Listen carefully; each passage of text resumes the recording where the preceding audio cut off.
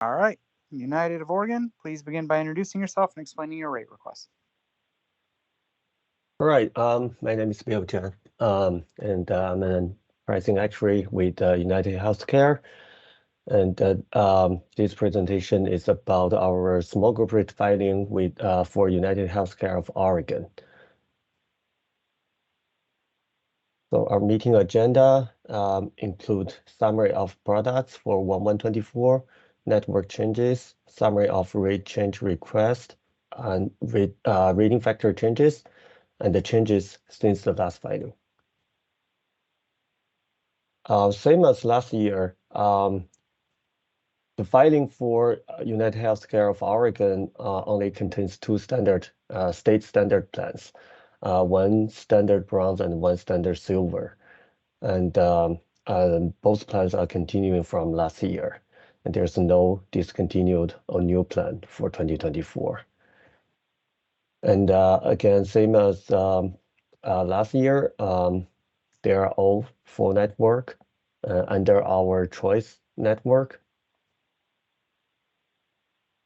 And that the rate change request for 1124 is about average 7.8%. And the range of the average annual rate increase is from 5.9% to 9.6%. And the trend is quarterly trend is 2.3%, and the annual trend is 9.4%. And there's actually no member impacted, as there is no member in United Health of Oregon, and the total plan is just 2. And yeah, this is a similar information we have as last page. We're going to change our base rate, and the trend increased from last year quarterly from 1.6% to 2.3%. And we're also going to change our plan factors. The risk adjustment information we got from third party indicated us to change the projection from 6% to 7.7% from last year to 1124.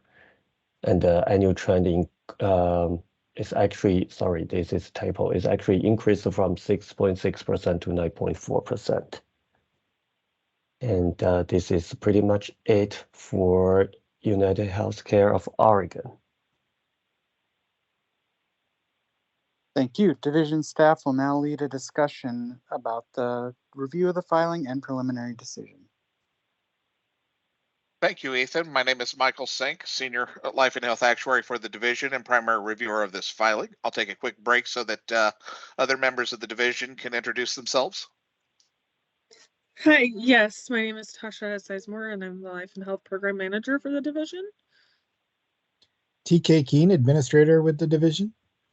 Kristen Anderson, Deputy Administrator with the division. All right, thank you, guys. Let's hop into this. First, Bill, I did not see it on your slideshow, but could you confirm that there, as of today, there are still no members on the UnitedHealthcare of Oregon plans?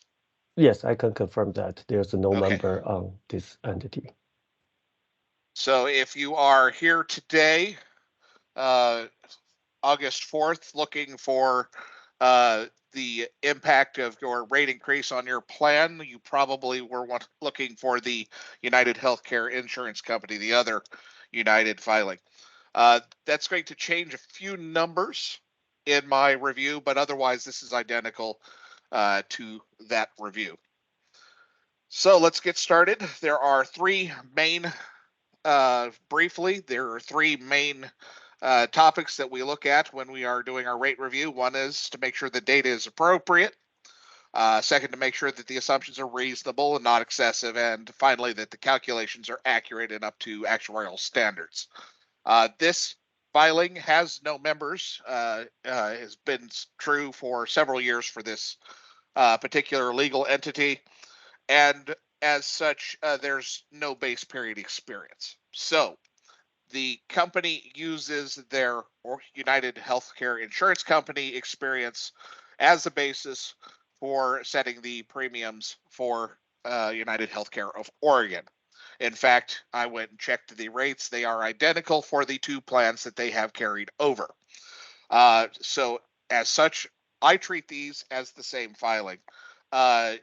To the effect that anything that I would find on the other filing, I would apply to this one because there is no experience here that would make my decision any different. In that filing, there was a offset of the significant trend by the change in the plan structure and the mapping of members to leaner benefits. That does not exist on the United Healthcare of Oregon side. There are strictly two plans. The gold, I believe these are the gold and silver plans that are required by law to be offered by each company.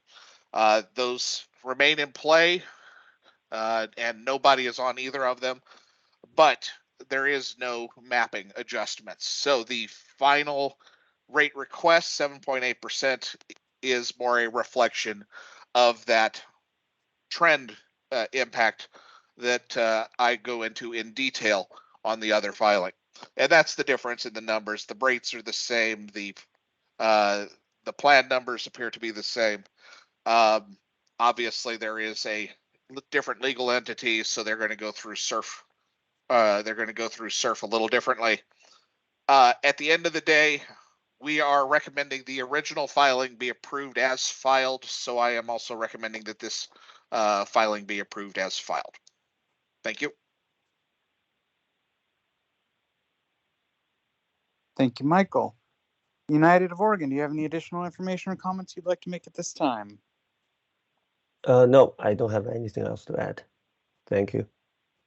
Great. The division will consider all information and making a final decision on this filing.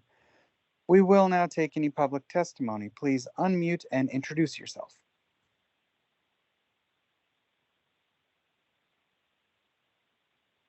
All right, it doesn't sound like anyone has signed up to testify, so let me remind everyone listening that today, August 4th, is the last day for public comments. They can be submitted through our website, www.oregonhealthrates.org.